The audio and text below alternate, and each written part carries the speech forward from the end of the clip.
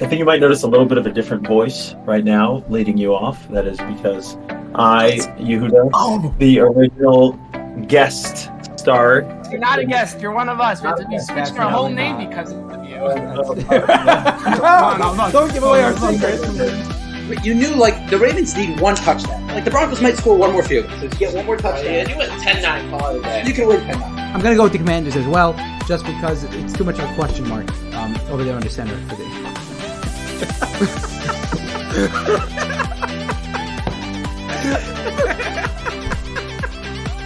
I can't believe you saw that right now. That's asinine. You're crazy. He's got You're the crazy. full package. He's No got way. The speed. I don't care. Jump No way. I can't even. It's hard to even look at you right now when you say something like that. That's crazy.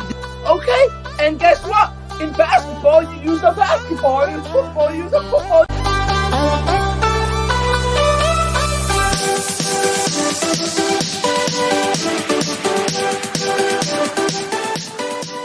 I want to talk about home field advantage for a second. You touched on that, okay? And I'm of the mindset that I don't really care about seeding much. It's my opinion personally. I think that once you don't get the number one seed, it used to be there were 2 buys in the NFL up until 3 back in the day, right? Back when I didn't have some gray hairs on 3 years ago. You have gray hair. What? You have gray hair somewhere then? No, definitely not. Definitely not. I barely have any hair on my face. Anyway, so back in the day, there were 2 buys. And when there were 2 buys, so then the buy teams were sort of like Bill Belichick was always playing this shtick where he would say, I really want the second buy, number 2 seed, because I don't really care about the 1 seed anyway, and the 2 seed gets a better matchup. So, and that's really the way it was. If there was 1 and 2, and 1 and 2 is pretty much interchangeable. 1 seed gets home field advantage throughout the playoffs. Nobody really cares that much. It's just to me, like they're really interchangeable. And in my opinion, the way the NFL is set up nowadays, where there's only 1 bye, if you don't get the bye, 2-7, it's all the same for the most part. Is there a slight difference? Yes, because you might play more difficult opponents. That matters. But in terms of like home field advantage, I mean, plenty of teams go on the road and win in the playoffs. I'm not such a proponent of it. Let's play. First of all, if you're Miami, that's not true, right? If you're Miami Dolphins, you love playing at home. You do much better at home. You want the home field advantage for as long as you can get it. So if that's 1 game, 2 games, right? If the Ravens lose in the division round, you get you get home field in the 3rd game, you know? So for Miami, that's a huge thing. For Buffalo, for example, it's hard to go into Buffalo in January and beat them. But Buffalo's kind of used to it, you know? Those guys kind of play in that. They like that. You know, it's never easy to go into Buffalo. It's hard to go into Baltimore, you know, and play. So, but let me go into, you know, give the Texans the 1 seed. I'll go into Houston all day and beat them. No problem. Now, obviously, if they're the 1 seed, that means they're really good, and you know, it's not so easy to beat them. But that's not what we're talking about here, right? So wait, so you're saying it depends on who has the home field advantage? That's what you're saying? Yeah. Some teams, listen. We're talking about Miami Dolphins. Miami Dolphins need the home field advantage. If they lose this game and have to go to Kansas City, I do not see them beating them. I do not see them beating the Chiefs in Kansas City in January. Nope. Sorry, not going to happen. Listen, not the team from Miami. I don't know if you can necessarily draw a direct correlation between the Dolphins winning at home and them being at home. Like, who says that's the reason? You know, it could be the teams they're playing. There could be a lot. No, the record is not always an indication. There could be a lot of reasons. It could be the teams they're playing. Could be they just played better in those games. I mean, I don't know. We're talking about a sample, Rocky. We're not talking about a 1-year sample here. We're talking about, we could give it 3 years, 4 years, 5 years, 6 years. You could sample this for almost as long as you want. Look at the sample of the Miami Dolphins. Look at the difference between playing in Miami in September, October versus playing in Miami November, December. The Miami Dolphins have always struggled at the end of the season because in the beginning of the season it was hot and they were conditioned better, and teams would come to Miami and struggle with the heat. But then in November, December, it's cooled down in Miami. Teams have an easier time going in there. It's a nice, enjoyable game now. It's 60, 70 degrees. It's 60 degrees now. It's not 80, 90. You know what I'm saying? It's a difference. That's the home field Miami has. In Buffalo, it's easier to go into Buffalo and beat them in September because it's still a little chillier. But then all of a sudden you get to November, December, and you got to go to Buffalo and beat them. Good luck. Kansas City's been struggling. I'll give you that. They've been struggling at home and away, no matter when it's been. That's But that's the thing. but that's one team. And let's see what happens. And let's see what happens when it comes down to it. When Miami has to go to if Miami has to go there, or if Kansas City, or if Buffalo has to go there. Let's see somebody. Oh, Buffalo, maybe I have a little bit more faith because they can play in that cold weather. But give me that. Give me those games. I'm telling you, you used to see it all the time when Philip Rivers used to have to go to New England. Good luck. We saw it for 100 years. Philip Rivers never made it through the New England cold. Some and some. I mean, listen. I if you look at the Dolphins' schedule, I think the reason they Philip Rivers never. Philip Rivers never. Rivers never won playoff games to begin with. But if you look at the Dolphins' schedule, I think it has a lot more to do with who they played than them playing at home. Can we just go through their home wins this year? Okay, it's the Broncos, the Giants, the Panthers, the Patriots, the Raiders, the Jets, and the Cowboys was their first good one. But other than that, all those other teams stink. Meisty, stink. Okay, who have they had to go? Who have they had to go on the road? Who do they lose to at home? What? Who do they lose to at home? Remember they gave up the big lead against the Titans. Right. Okay, Rocky, we're here to hit week 18 at home versus a good team. Let's see, can they just beat the Cowboys? They just snuck one past the Cowboys there. Let's see if they can beat the Bills. I think the Bills are better than the Cowboys, in my opinion. Cowboys overall may be a better team, but right now there's no better team playing-wise than saying the Ravens are the best. But the Bills are the hottest team in football. There's no I think it's stupid. Like, if you look, this is crazy. I'm looking through the schedule right now. The Dolphins' road losses go like this: Bills, Eagles, Chiefs, Ravens. I mean, great. I don't think it has anything to do with them being on the road. I think it has to do with they played four of the best teams in the NFL. It's talking this year. How about last year? How about every other year? Same numbers. But that's my point. My point is everyone's freaking out this year. The Dolphins can't win on the road. No, it's just that all their road losses have been against the four of the best teams in the NFL. It's the competition. It doesn't have to do where. How do you? Right. I don't know if there's a correlation between Buffalo beats them here. Buffalo beats them here. Guess what Miami has to do? You know the Chiefs aren't that good. They got to go play a good team on the road. They haven't been able to do that. How about the Ravens, Rocky? The Ravens went to the best team in the NFC on the road, on a holiday. Oh, really? What happened? You know the Ravens have a better road record. The Ravens have a better road record this year than the home record. I know, but my point is, look at that, right? The Ravens are proving that, hey, we can go anywhere and beat you. We don't care where you are. If it's there. But most teams are like that. Most teams are like that. That's my point. Miami is not. That's what I'm saying. So it doesn't matter who you are. I don't know. I can't. Miami hasn't gone on the road. Miami can't go on the road and beat a good team. Yes or no? Can Miami go on the road? If they can't beat a good team, they can't beat a good team. They haven't been able to beat a good team at home. Also, other than the Cowboys. So I don't know if it's going on the road and beating a good team. They have only played one good team at home this year. So it's like, I don't know what to tell you, Micey. I don't see a direct correlation. That's it. I don't see them going on the road. If they can't beat them, it's because they can't beat them. How about the fact that they haven't beaten a team over 500 since 2019 until this year? That's a different thing. If you want to come here and tell me the Dolphins just can't beat good teams because they're not up to that par yet, that's a different story. That we can dive in and see. Are the Dolphins really not as good as these other teams? But if you want to tell me that the reason they're losing is because they're on the road, I just don't see a correlation. I don't see how you can connect the two. I think it just has to do with the teams they're playing, not with the location that they're playing. That's it. I mean, and I think that's the way, and that's why I don't really care about seeding much. Like, I think once you get past the 1 seed, it doesn't really interest me much. If you're going to be the 2, the 3, the 4, the 5, the 6, it doesn't really interest me much. Get into the dance. If you want the bye, okay, you get a free playoff win. Everyone wants that. But if you don't get the bye, then it's like, I mean, we all know that. Rocky, I don't know. Rocky, maybe today in football today, you might be right a little bit today, but you cannot say the same thing when it was the days of the Peyton Mannings and the Tom Brady's. You could not say that about going into their crowd was just different. It just was. Going into their stadium just was different. It was harder. Going into Pittsburgh, do you remember those, Rocky? Going to Pittsburgh? You never wanted to go to Pittsburgh in the playoffs. I think it was all hype. I think it was all hype. I don't think it actually makes it harder to win going away. I don't. I think it was all hype. Yeah. I don't buy Uncle Revenge. That crowd, those crowds are loud. Those crowds are extra I think loud, and the you'll only- hear it in Baltimore. The only way it might affect you is maybe like two delay of games every game, and those rarely affect the outcome of the game. Rarely.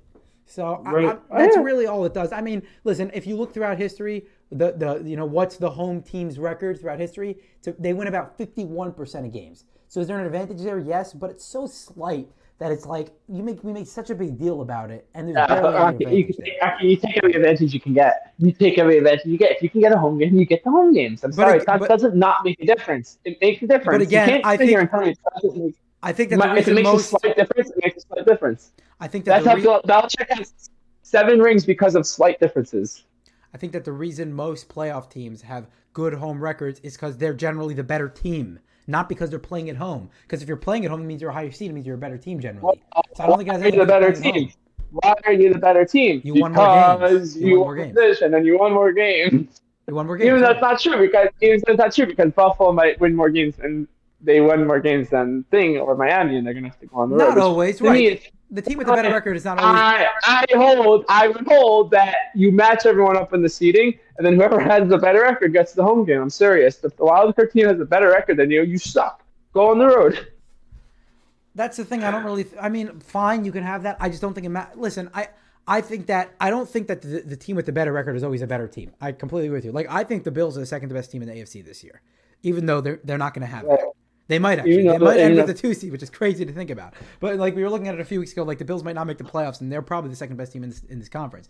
But that being said, most of the time, the team with the higher seed happens to also be the better team, and that's why they win a lot more games at home. But there are exceptions, obviously. We know the Ravens have a much better road record in the playoffs than they do a home record. They're under 500 on the road. They're like 10-5 at home.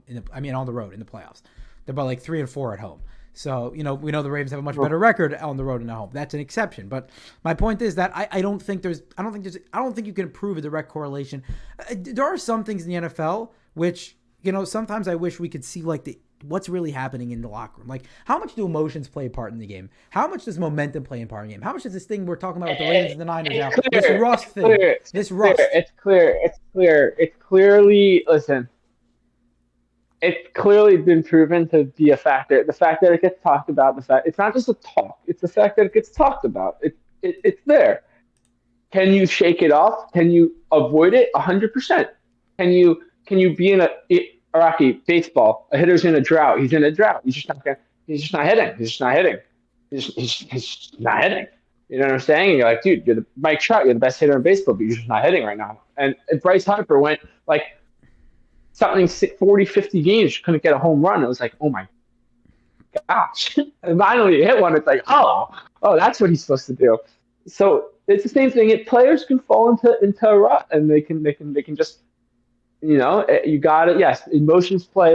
Antonio Brown in your locker room was a horrible idea. That, you know what I'm saying? Like, no, there's certain guys you don't want around.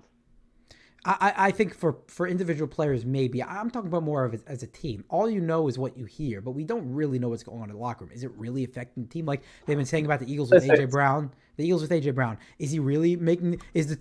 Are the Eagles really not playing as well because AJ Brown is causing havoc in the locker room, or just because they're not playing as well? It's impossible to know.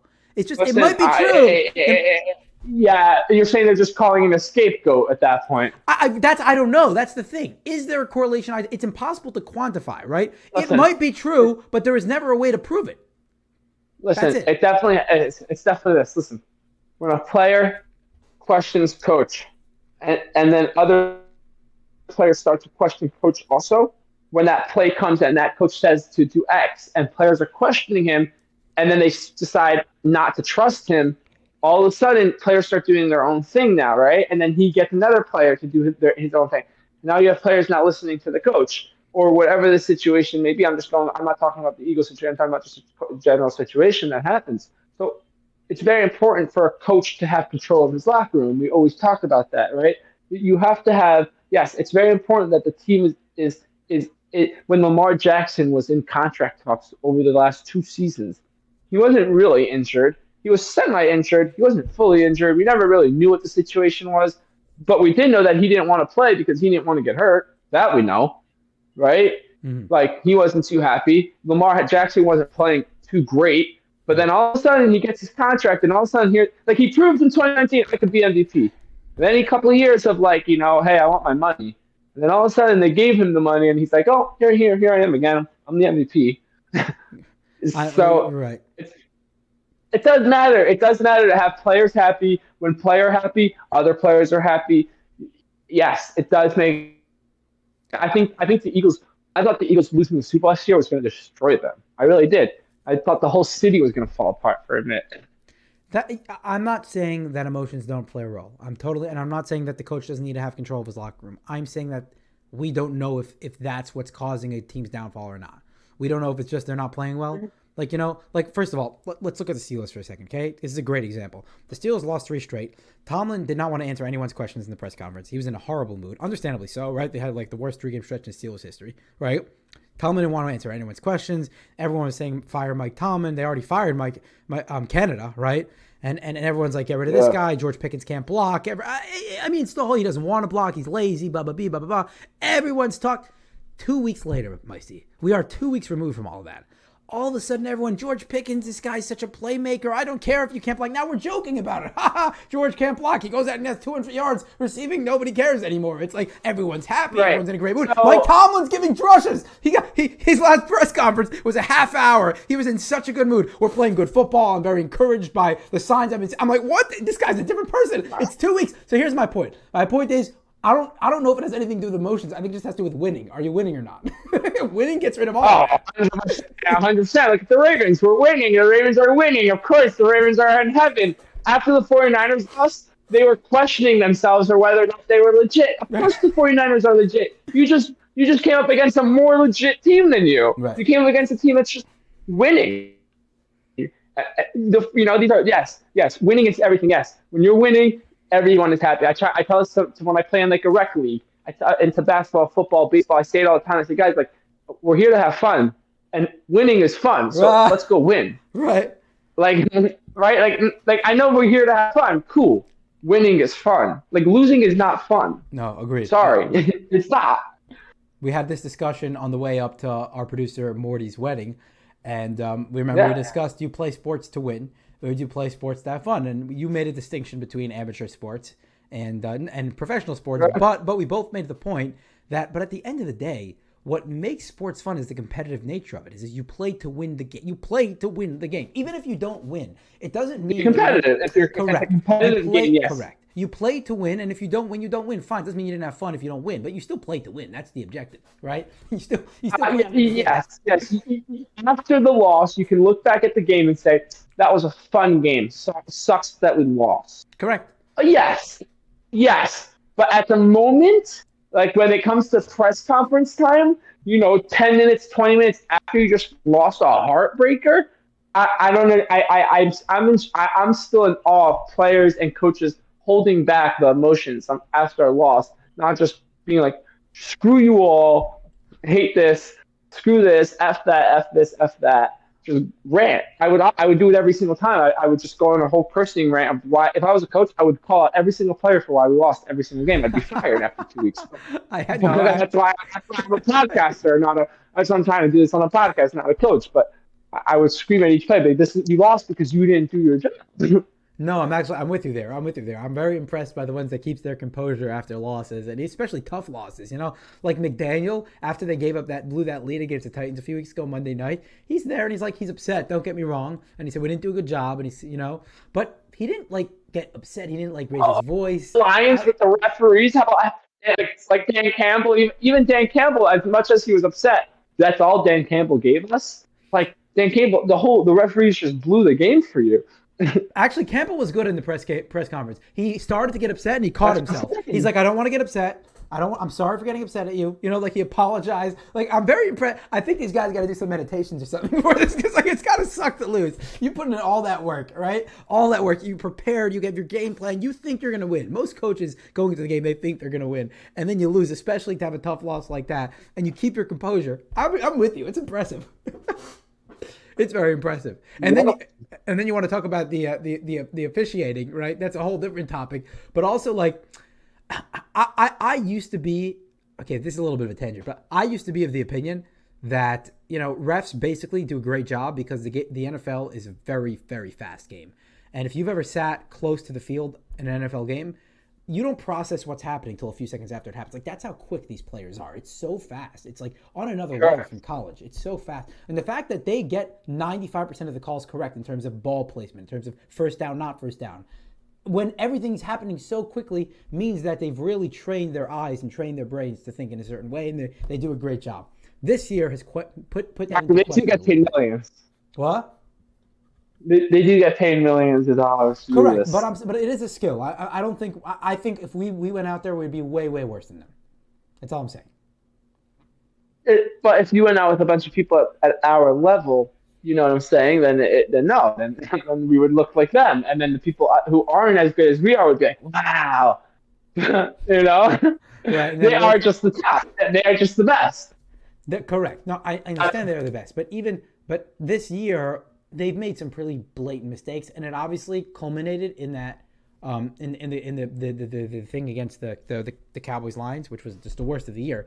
But you even had something in football, Packers Chiefs, where there was just the obvious passing interference, and that was just like right in front of the ref's face. I mean, you can make mistakes. I'm all for making mistakes. They're human, and that's fine. But it's happened so many times this year already. They even screwed the Cowboys over the drive before. The Cowboys literally, they called the personal foul on the Cowboys instead of the Lions. It was the wrong team. And they gave the Cowboys the 15 yards. Yeah. The only reason the Lions were able to drive down there and get that touchdown.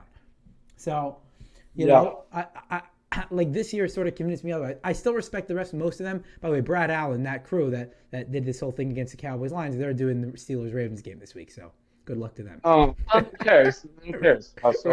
Perfect game to give them the Ravens. By the way, I always say this. See, we know when Bill Belichick. See, we talk about advantages. Bill Belichick always used to know who the refs are. You have to know who the refs are because you know what they can do. You know that one's boom, right? He don't call nothing. He calls something. Hey, look how he's gonna call. That's Bill Belichick. I'm serious. That's Bill Belichick for you. And Bill Belichick would do it exactly like that. And that's how his team did. There's a reason why the guy he cheated sometimes, but he has 7 rings for a reason. Or 6, whatever. No, he knew the ins and outs, right? He got acquainted with the refs before the game. Well, apparently Dan Campbell does too, right? He told the ref before. By the way, that was the most legendary thing ever. It's like Larry Bird. No, Bill Belichick literally knew what calls the refs make. This ref, he doesn't call holdings on this, so you can get away with that, and you can get away with this. And that's an advantage. This is advantages. No, yeah, that's little advantages. 100%. And some coaches are able to do that, especially Bill Belichick's been around for a while. He knows all the refs personally, probably. But like Dan Campbell going before the game, you know, like how they say that Larry Bird used to tell someone, "I'm going to pull up, fade away, and shoot a 3-pointer right in front of your face in the corner," something like that. Dan Campbell knew how the game was. Right. He's like, okay, ref, okay, Brad, listen to this, okay. So we're gonna go down, score. We're gonna be down by 7. There's gonna be a few seconds left. We're gonna go down, score. We're gonna go for 2. This is what we're gonna do. We're gonna put the offensive lineman on the corner, and boom, it exactly plays out like that. And Joey Smith's an absolute legend, and he told him exactly what he was gonna do before the game. He knew what was coming. I could not get over that. I mean, this man is a legend. Yeah, it is pretty crazy.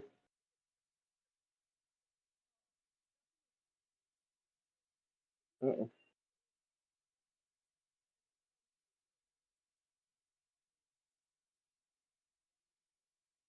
Okay, I think I lost you there. Where did you lose me? Oh, no, okay. I just lost for the last 10, 15 seconds, but now you're good. Did you hear my whole thing about Dan Campbell? Yeah. Okay, good. I was saying, what else we got to discuss? We have anything else? That's pretty much it. I think that next week we'll be back with playoffs. Playoffs. The what? The playoffs? You kidding me? No, you got to do the little head tilt. The playoffs. Yeah, my head is currently tilted. Your head is tilted, but nobody can see it. You kidding me? We're just trying to win a game. Actually, John Harbaugh in his press conference, he did the one of the other ones. They are who we thought they were. He quoted that press conference. Like that was one of the all-time press conferences. Speaking of the Harbaugh, both John and Jim, 13-win teams, number one seed. Very interesting. Congratulations. Both going to be playing in a championship game this year, God willing. Indeed. Oh, yes, indeed. That'd be pretty cool. I know they asked John by the press conference, will you be watching the game now that the Ravens have clinched the number 1 seed? Is it a little easier for you to go and watch it? Yes. He's like, I'm not gonna lie. I'm gonna be honest with you guys. I'll be peeking over there at the game. I'll be watching. Go blue. He's like, go blue. Yeah, go. Yeah, he has to watch it. That's like saying to Jim Harbaugh, "You're not going to watch your brother." He's going to be there if the Ravens are in the Super Bowl. Oh yeah, he would have been. If the Ravens didn't make the playoffs, he would have been at the national championship game. Yeah. Anyway, that's why. All right, that'll do it. Next week we got right. So like you said, Micey, week 18, we got the playoffs coming up. We're definitely going to try to ramp up for the playoffs. And we'll probably try to go through all the matchups and to see the storylines and so many things to go through. The Ravens are on fire. We haven't even. I mean, this year we've been off the ball, but this is the year that the Ravens have been on the ball. We had a tough schedule at the holidays. We had a real hot rough start there. I know with the holidays and everything. And we were just missing. We're playoffs. No, this is where we get active. The playoffs. Well, let's hope the Ravens can keep it up. And continue to give us something to talk about because they have just been absolutely on fire, going through the hottest teams in the league and just blowing them out. Like this has been one of the most impressive performances I've seen of a team in a long time. So this has been great to see. Niners, Ravens, number 1 seeds. A lot to get determined after that, and it'll all play out week 18 in the extra week that the NFL has placed upon us the last 3 weeks. Remember, no records count from now on, Micey. No records count. They're done. The record books should be closed as far as I'm concerned. So. We'll see. I agree. I agree with. There we go. Let's get agree on something here to end off the podcast. All right, guys.